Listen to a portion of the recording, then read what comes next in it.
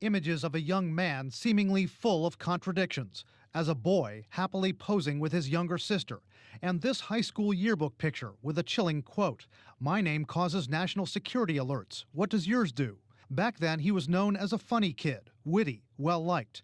Later, he got involved in mixed martial arts, an aggressive fighter in the ring.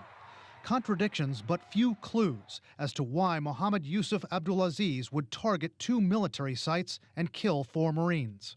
There were tears in my eyes.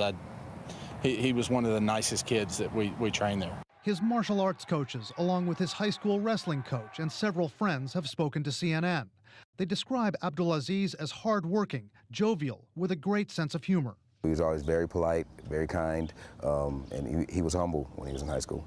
I mean, that kid never frowned. I mean, he always smiled. He always shook my hand. How you doing?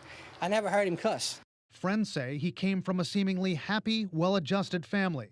But a 2009 divorce complaint filed by Abdulaziz's mother alleged that his father, Yusuf Abdulaziz, repeatedly beat her, once so severely that she, quote, fled the marital home and went to a crisis center.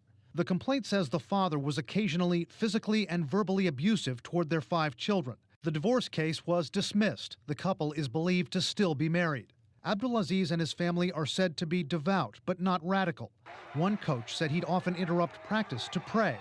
That coach says after one martial arts match, Abdulaziz's father was upset. A friend of his father told us that it was haram for in Islam to strike another person in the face. But for this devout Muslim, a DUI arrest in April of this year, the officer reporting Abdulaziz smelled of alcohol and marijuana and had a white powdery substance under his nose. Abdulaziz claimed it was crushed caffeine pills he'd snorted. Abdulaziz worked for a short time at a magnet and wire company, Superior Essex, after getting an engineering degree from the University of Tennessee, Chattanooga. Jordanian government sources tell CNN he visited his uncle in Jordan last year. Still, there are no tangible clues on what might have turned Mohammed Abdulaziz into a killer. It was absolutely nothing on him that would show me that he was upset about something. But a close friend says Abdulaziz changed after spending time in the Middle East, that he, quote, distanced himself for the first few months after returning.